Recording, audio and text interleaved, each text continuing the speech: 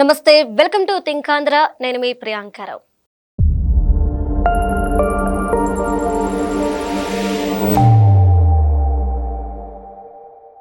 మన బాలయ్య బాబు గారికి అరుదైన ఘనత లభించింది. అంటే world book of records gold edition లో ఆయన స్థానం సంపాదించుకున్నారు. ఇంకొక ముఖ్యమైన విషయం ఏంటంటే భారతీయ చలనచిత్ర పరిశ్రమ నుండి ఎంపికైన మొట్టమొదటి వ్యక్తి మన బాలయ్య గారు.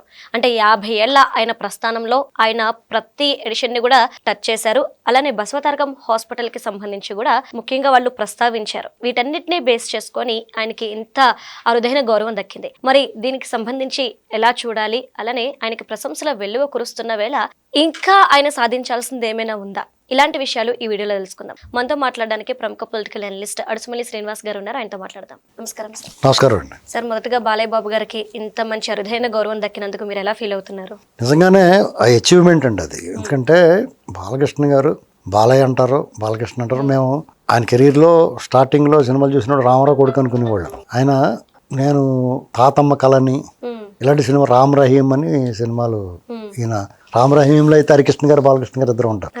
అలాగే తాతమ్మ కళలో కూడా మంచి రోల్స్ చేసిన. అలాగే వీళ్ళది హరికృష్ణ గారు కూడా సినిమాలో ఉంటాడు, తల్లా పెళ్ళామా అన్న సినిమాలో కూడా. అంటే రామారావు గారికి ఎంత ఇమేజ్ ఉండేదో వాళ్ళ పిల్లలకు కూడా ఆ క్రేజ్ ఉంటుంది.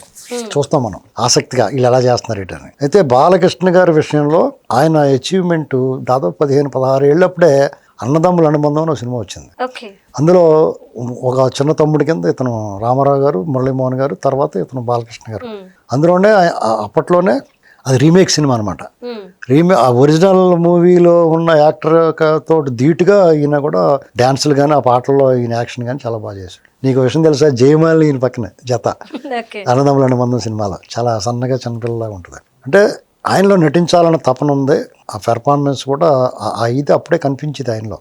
మీకు తర్వాత ఒక 2-3 ఏళ్ళ తర్వాత వచ్చింది ఈ అన్నదమ్ముల అనుబంధం. తర్వాత 2-3 ఏళ్ళ తర్వాత వచ్చిన సినిమా దానవీర సూరకర్ణ సినిమాలో అభిమన్యుడి పాత్ర వేసాడు బాలకృష్ణ గారు. నిజంగా చాలా బాగా యాక్ట్ చేసాడండి బాలకృష్ణ గారు అభిమన్యుడిగా. అలాగే రామారావు గారితో పాటు ఇతను హీరోగా ఎస్టాబ్లిష్ 83లో హీరోగా ఎంటర్ అయిన తర్వాత, అంతకుముందు వేసిన పాత్రలు ఇవన్నీ ఉన్నా హీరోగా ఎంటర్ అయిన తర్వాత మాత్రం మంగమ్మ గారు మనవడు ఆయన మొట్టమొదటి హిట్ సూపర్ 365 రోజులు ఆడింది భార్గవ ఆర్ట్స్ వాళ్ళది, కోడి రామకృష్ణ గారి దర్శకత్వంలో. ఇంక తర్వాత నుంచి తిరిగి చూసుకోలేదు. భార్గవ ఆర్ట్స్లో ఆయన 3-4 సినిమాలు సూపర్ డూపర్ మాసివ్ హిట్స్ అనమాట.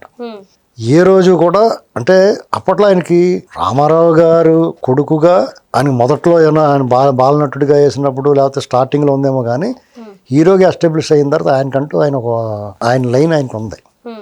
అదే టైంకి ఈయనకి విపరీతమైన కాంపిటీషన్ ఉండేది. చిరంజీవి గారు, సోమన్ను, తర్వాత మళ్ళీ వెంకటేష్, నాగార్జున వీళ్ళందరూ వచ్చారు. వీళ్ళకన్నా వెంకటేష్, నాగార్జున వీళ్ళకన్నా కొంచెం ముందు వీళ్ళు వచ్చినా ఇంత కాంపిటీషన్ ఉన్నా తనకంటూ కొన్ని నిర్మాతలు, తనకన్నా కథలో ఈయనలో ఉన్న గొప్ప సుగుణం ఏంటంటే, సినిమాల కెరీర్ పరంగా చెప్తున్నాను, దర్శకుడు ఏం చెప్తే చేస్తాడంతే.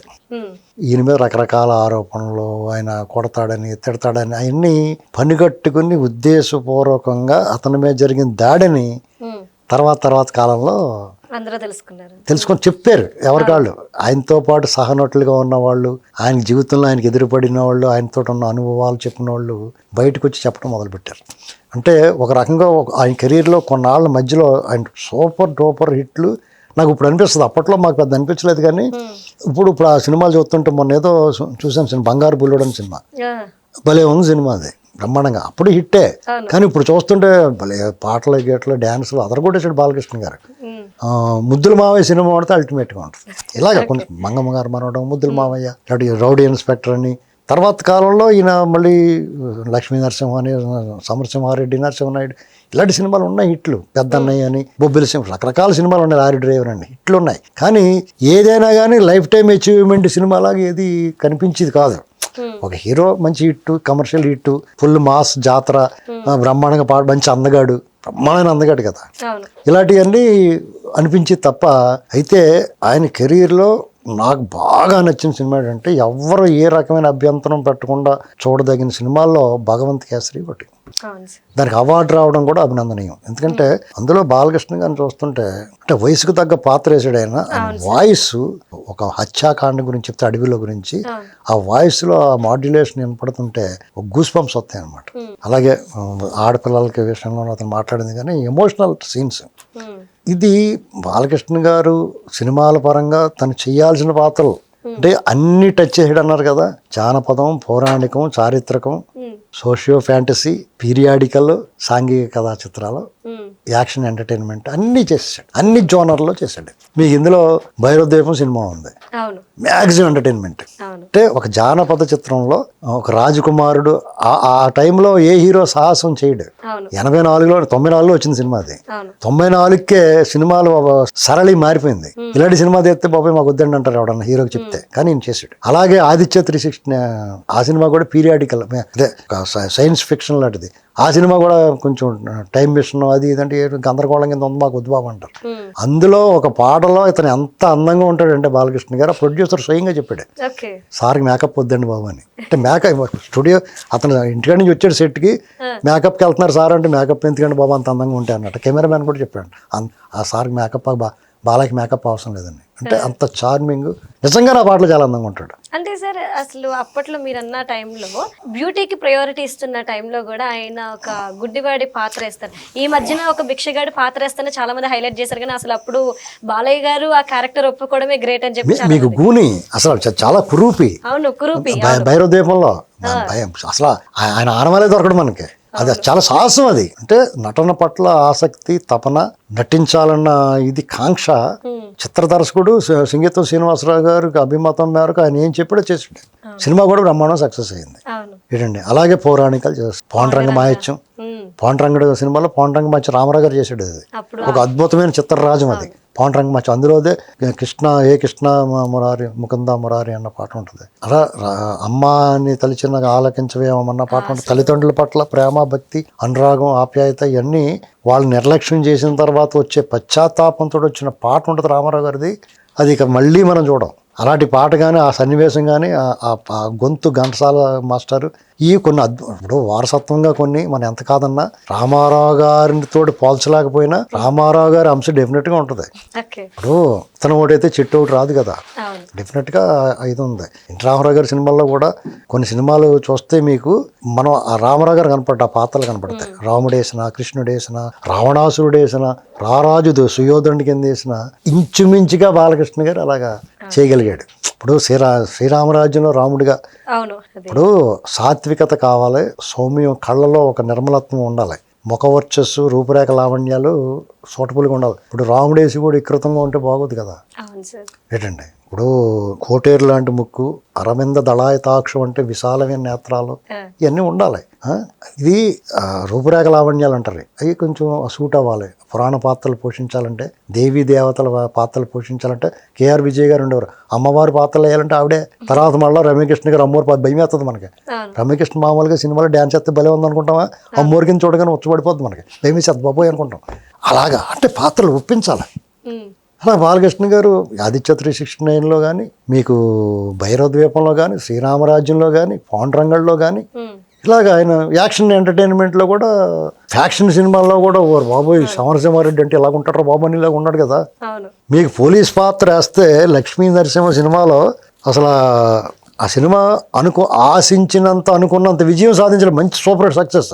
అది ఇంకా రికార్డులు బదులు కొట్టాలి. మీకు సీతయ్య అన్న సినిమా వచ్చింది కదా, వైవిఎస్ చౌదరి గారు, ఆయన హరికృష్ణ గారితో తీశారు, మంచి హిట్ కొట్టాడు కదా. అది బాలకృష్ణ గారితో పడి ఉంటే రికార్డు బదలవుతుంది కాదు, పిండి పిండి అయిపోయినా. అర్థమైందండి. అంటే హరికృష్ణ గారు కూడా బ్రహ్మాండ కాదు, ఏకంగా ఆయన ఎంపీ అయిపోయాడు. వైవిఎస్ చౌదరి గారు హరికృష్ణ గారితో సినిమాలు తీయటం వల్ల సీతయ్య అని అదని ఇదని 2-3 వచ్చినాయి కదా. అది దెబ్బతో ఆయన ఎంపీ అయిపోయాడు. మళ్ళీ బాబోయ్ మళ్ళీ మంచి ఫైల్లోకి వచ్చేసాడు బాబు అని చెప్పి ఆయన తీసుకొచ్చి ఎంపీ చేసేసారు. ఆయనకు ఒక అవకాశం వచ్చేసింది. బాలయ్యకి ఆయన కెరీర్లో కొన్ని పాత్రలో ఇదిగో ఇది బాలయ్య వేసాడు, బాలయ్య చేయగలడు అనేటువంటి ఇది సంపాదించుకున్నాడు. అంటే బాలయ్య గారి గురించి చెప్పే దాంట్లో అఖండ గురించి కూడా మనం మాట్లాడుకోవాలి సార్. శివుని అంశకి అదే దాని దగ్గరికి వస్తున్నాను నేను. ఇప్పుడు అఖండ సినిమాలో ఆయన వాయిస్ మీకు ఫోన్ దాని ఏంటంటే కాలర్ టోన్ కింద పెట్టుకున్నారు కొంత. అవును sir, ring tone, caller tone కింద. మీకు అసలు ఆ వాయిస్ లో ఉన్నప్పుడు బయట మీటింగ్ లో మాట్లాడుతున్నప్పుడు మనకు కొంచెం నచ్చదు, ఓపెన్గా చెప్తున్నాను నేను. కానీ సినిమాల్లో ఆయన వాయిస్ వింటే మంత్రముగ్ధులైపోతారు. అసలు ఆ వాయిస్లో ఉన్న మాడ్యులేషన్ కానీ, దాని ఏంటి మార్ధవం, బాగా ఆకట్టుకునేలా ఉంటుంది. అలాగే పవర్ఫుల్గా వార్నింగ్ ఇచ్చి క్రోధం పౌరుషాన్ని చూపించేటప్పుడు ఆ స్వరంలోనే వినపడద్ది అది. అప్పుడు కొంతమంది ముఖ కవళికల్లో భావ ప్రకటన చేస్తారు, కొంతమంది కళ్ళతోటి భావ ప్రకటన చేస్తారు, కొంతమంది డైలాగులతోటి భావ ప్రకటన చేస్తారు కదా. ఈయన స్వరంతో, డైలాగ్ కంటే కూడా ఆ స్వరంలో హెచ్చు తగ్గులు, ఆ మాట్లాడే విధం, దానిలో ఆ భావ ప్రకటన వచ్చేస్తుంది. ఇది ఇప్పుడు డబ్బింగ్ ఆర్టిస్టులు ఉంటారా, వాళ్ళు కూడా గొప్ప ఆర్టిస్టులు. బయట మీరు ఎలా నిలబడి చూస్తున్నావు, నీ వెనక డబ్బింగ్ చెప్పి సరిగ్గా చెప్పకపోతే నీ మొహం దయ్యంలా కనపడుద్ది, తేడా వచ్చేస్తుంది. కానీ ఈయన స్వరం, ఆయన రూపానికి, ఆయన ఉగ్ర రూపానికి, ఆయన నటించిన నటనకి ఈయన స్వరం కూడా దాన్ని మించి భావ ప్రకటన ఉంటుంది. ఆ కవళికల్లో దర్శకుడు ఏం కోరుకున్నాడో దాన్ని మించి ఉంటుంది. ఈయనతో హిట్ కొట్టలేదు అనుకోండి, సరైన కథ తీసుకురాకుండా చుట్టేసినోడు వాళ్ళదే తప్పు. ఎవరి విషయంలో ఉన్నా దర్శకుడు తప్పు చేసాడు, లేకపోతే హీరో తప్పు చేసాడు అని ఒప్పుకొచ్చామో, కానీ ఈయన విషయంలో మాత్రం ఈయన సినిమా సక్సెస్ అవ్వకపోతే ఆ కథకుడిది, కథ రాసిన వాడిది, రచయితది, దర్శకుడిదే తప్పు. ఎందుకంటే వాళ్ళు ఏం తీసుకొస్తే దాన్ని తూచా తప్పకుండా డైరెక్టర్ ఏం చెప్తే చేస్తాడు. కాబట్టి ఈయన విజయాల్లో భాగం కూడా దర్శకుడికి ఇవ్వాలి. అలాగే ఓటమి ఫెయిల్ అయితే కూడా దర్శకుడికి పూర్తి బాధ్యత. విజయంలో దర్శకుడు చెప్పినా కానీ కొంతమంది చేయరు. దర్శకుడు చాలా మంచి దర్శకుడు చెప్పినా వాళ్ళు చేయరు. కానీ ఈయన దర్శకుడు, దర్శక నటుడు ఈయన. వాళ్ళు ఎలా మలిస్తే అలాగా, ఈ నీరులాంటి ఎలాంటి పాత్రలో పోతే అలాగే అయిపోతాడు అనమాట.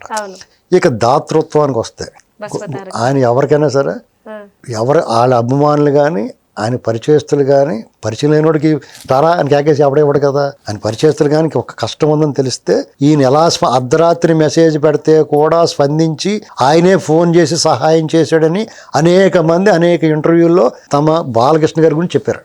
ఏమంటే మీకు బసవతారకం హాస్పిటల్ విషయంలో వాళ్ళ తల్లి గారి పేరు మీద వాళ్ళ తండ్రి గారు వాళ్ళు స్థాపించిన తర్వాత, ఈయన బాధ్యతలు తీసుకున్న తర్వాత దాన్ని ఏ రకంగా అభివృద్ధి చేసుకుంటూ వచ్చారో, ఏ రకంగా పేదవాళ్ళు క్యాన్సర్ లాంటి మహమ్మారిని బారిన పడిన వాళ్ళకి తోధికంగా, అంటే వాళ్ళు ఏమి చేయగలరో అంతకు మించి చేస్తూ వస్తున్నారు. ఇప్పుడు ఆయన ఎమ్మెల్యేగా 3 సార్లు హ్యాట్రిక్. ఒక రామారావు గారు కొడుకో తెలుగుదేశం పార్టీ కానీ వెళ్ళలేదండి, అది కూడా ఉంటుంది. కానీ ఈయన పనితీరు, వాళ్ళలో ఈయన కలిసిపోయిన తీరు, ఆయన అభిమానం. నిన్న మొన్న ముస్లిం కుటుంబానికి ఫోన్ చేశాడు ఆయన, ఉర్దూలో మాట్లాడేస్తాడు ఈయన వాళ్ళతోటి. అంటే వాళ్ళ భాషలో వాళ్ళలో ఒకడైపోయాడు. ఇంకా వాళ్ళు ఇతను ఓన్ చేసుకోకపోతే ఏం చేస్తారు? బాలయ్య మావాడు, అన్నిటికన్నా మించి జయబాలయ్య అనేటువంటిది ఒక ఎమోషన్ అయిపోయిందండి. అది ఏ సందర్భమైనా, అది పార్టీయా, లేకపోతే పెళ్ళా, లేకపోతే 10 మంది కలిసి కూర్చుని మందు కొడుతున్నారా, లేకపోతే ఒక పబ్బా, లేకపోతే ఏదో ఒక కార్యక్రమం జరుగుతుంది, ఎక్కడైనా సరే జయబాలయ్య అనేటువంటిది ఒక ఎమోషన్ అయిపోయింది, అదొక నినాదం అయిపోయింది. తిరుపతి వెళ్తే గోవింద గోవింద అన్నట్టుగా ఎక్కడికైనా 10 మంది పోగొడితే జయబాలయ్య అని వేస్తున్నారు. సినిమా ఫంక్షన్లు కానీ, సినిమా ఎవరో హీరో సినిమా కూడా జయబాలయ్య అంటే ఇప్పుడు మొత్తం థియేటర్ మారుమోగిపోతుంది. ఇది అంటే ఒక వ్యక్తికి, ఒక నటుడికి ఇంతకంటే మించిన అచీవ్మెంట్ ఏముంటుందండి? అవార్డులు రివార్డులు అనేటువంటి బాలయ్యకి అలంకారం కాదు. బాలయ్య దానికి అలంకారం అని నేను బాలకృష్ణ అభిమాని కాదు, నేను చెప్తున్నాను సూపర్ స్టార్ కృష్ణ గారు అభిమాని ఏమండి. ఎందుకంటే ఆశ్చర్యం వేస్తుంది నాకు ఒకసారి, అతన్ని విపరీతమైన ట్రోలింగ్ చేశారు. ఏ కథానాయకుడికి, ఏ హీరోకి జరగనంత అవమానము, అనవసర విషయాల్లో లాక్కొచ్చి ఆయన యాదాలాపంగా మాట్లాడిన మాటలను కూడా దారుణంగా ట్రోల్ చేసి, అతను సినిమా ఎప్పుడు వస్తున్నా కానీ అవన్నీ తీసుకొచ్చి బయటపెట్టి ఆయన్ని సినిమాలను ఇబ్బంది పెట్టాలని చూసిన ఏట్లకి లొంగలేదు. ఆయన పని ఆయన చేసుకుపోయాడు. ఏంటండి ఇవాళ ఆయన వద్దన్నా కానీ ఫేమ్ వచ్చింది. ఆహాలో వచ్చింది కదా, అన్స్టాపబుల్. నిజంగా అన్స్టాపబుల్. అసలు బాలయ్య అంటే ఏంటో ఆవిష్కరణ జరిగింది. ఇప్పుడు ఈ సినిమాలు అచీవ్మెంటే కాదండి, తన వ్యక్తిత్వాన్ని, ఆహారాన్ని, ఆహార్యాన్ని, తన వ్యవహారాన్ని, తను ఇతరుల పట్ల ప్రవర్తించే విధానాన్ని మొత్తం ఆవిష్కరించాడు ఆయన. Bhola Shankar open book.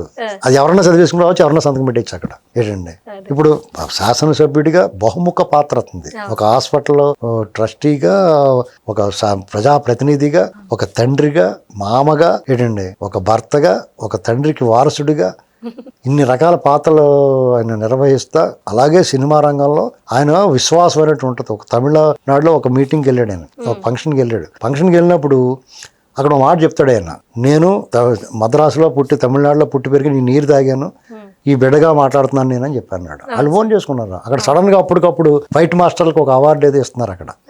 వాళ్ళందరూ మీతో ఫైట్ చేయాలంటున్నారని చెప్పంటాడు. రెడీ అంటాడు. ఫైట్ మాస్టర్లు వచ్చి ఫైట్ చేయాలి. స్టేజ్ మీద 57, 55 ఏళ్ల వయసులో డూపులు గీపులు లేకుండా, కెమెరా లేకుండా, స్టేజ్ మీద ఒక 4 ఫైటర్స్ తోటి ఫైట్, ఒక కంపోజ్ చేసిన ఫైట్ లాగా ఫైట్ చేసిన తర్వాత అసలు ఒక అద్భుతం బాలయ్య నిజంగా.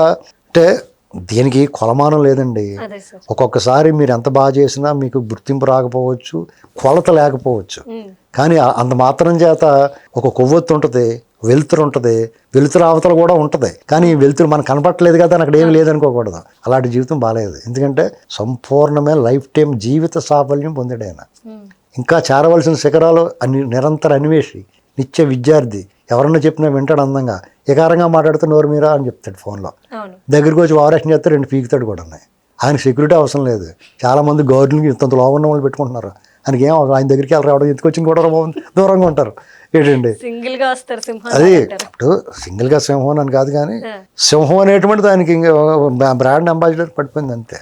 ఏంటండి ఆయనలో ఇంకా మంచి కోణాలు చూపించి భగవంత కేసరి లాంటి ఒక హృదయాన్ని కదిలించే పాత్రలు సృష్టించి ఆయనకి రామారావు గారు చిరంజీవుల్లోను తోడు నీడ సినిమా అని ఉంటుంది. రామారావు గారు ఆ సినిమా తీడుతూనే ఉంటాడు, కానీ మనం హృదయాన్ని పిండేసినటువంటి సినిమా. అంటే సాధారణంగా హీరో ఎడితే కూర్చుంటే అయ్యమ్మ బోర్ కొట్టి పారిపోతాం మనం. కానీ అలా నటనతో కూర్చోబెడతారు మనల్ని ఆ సెంటిమెంట్, ఆ సానుభూతి, ఆ ఎమోషనల్ తోటి మనల్ని పిండేస్తారు. అలాంటి పాత్ర పడాలని నేను కోరుకుంటున్నాను. బాలకృష్ణలో చూడాలని కోరుకుంటున్నాను.